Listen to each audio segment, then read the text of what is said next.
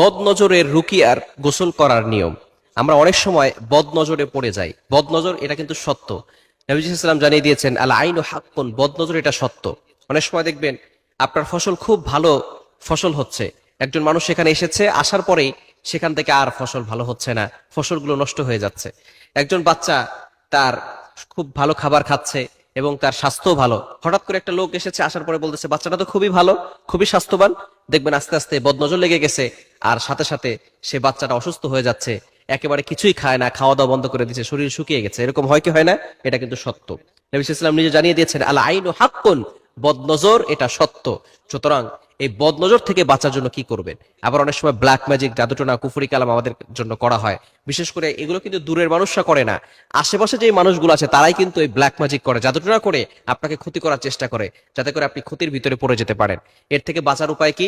বিশেষ করে বদনজর যদি আপনার লেগে যায়, বিশেষ করে আপনি অসুস্থ হয়ে যাচ্ছেন, তারপরে কিছু খেতে ভালো লাগে না, ঘরে ভালো লাগে না, অনেক সময় দেখবেন যে রুমে আপনি থাকতেছেন সেই রুমের ভিতরে আপনার মন টিকতেছে না, সেই রুমের ভিতরে ঢুকলে আপনার শরীর জ্বলতেছে, কেমন যেন ভিতরে ভালো লাগতেছে না, অস্বস্তি ফিল হচ্ছে, অসহ্য লাগছে।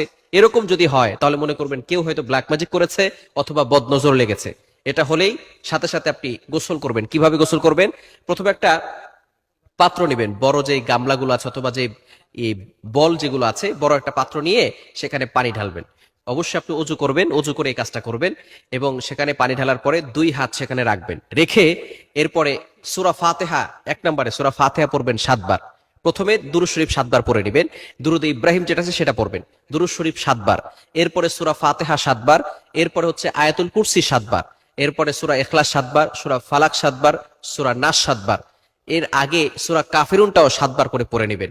সূরা ফাতিহার পরে সূরা কাফিরুন 7 বার, সূরা ইখলাস 7 বার, এরপরে সূরা ফালাক 7 বার, সূরা নাস 7 বার। এরপরে আপনি দুরূদ শরীফ আবারো 7 বার পড়বেন, পড়ে ওই পানিটা দিয়ে আপনি গোসল করে নেবেন। পানিতে আর ফু দিতে হবে না, যেহেতু আপনি হাত ওইখানে দিয়েই রেখেছেন, ওইখানে আর ফু দিতে হবে না, ওই পানিটা আপনি কি করবেন? গোসল করে নেবেন। অবশ্য আমাদেরকে খেয়াল রাখতে হবে, এই আমলটা কিন্তু টয়লেটের ভিতরে করা যাবে না। বিশেষ করে বর্তমানে অ্যাটাচড টয়লেট হয়েছে, প্রত্যেকটা ঘরের সাথে সাথে টয়লেট, বিশেষ করে ফ্ল্যাটে যারা থাকে ঘরের সাথে সাথে টয়লেট, সুতরাং টয়লেটে বসে কিন্তু কোনো দোয়া পড়া যাবে না। এভাবে গোসল করবেন, ইনশাআল্লাহ আল্লাহ পাক রব্বুল আলামিন অবশ্যই এই বদনজর থেকে, কুনজর থেকে, হিংসুক চোখ থেকে আল্লাহ তাআলা আপনাকে হেফাজত করবেন। অনেক সময় দেখা যাচ্ছে যে আমরা এটা করার পরে সুস্থ হয়ে আবার খারাপ হয়ে যায়। এটা কেন? কেননা আমরা শরীর বন্ধ করে রাখি না। 5 ওয়াক্ত নামাজ আপনাকে মাস্ট বি পড়তেই হবে।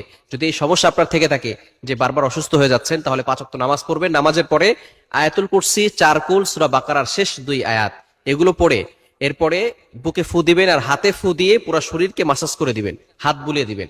তাহলে আপনার শরীর বন্ধ থাকবে, আপনাকে কেউ কোনো ক্ষতি করতে পারবে না।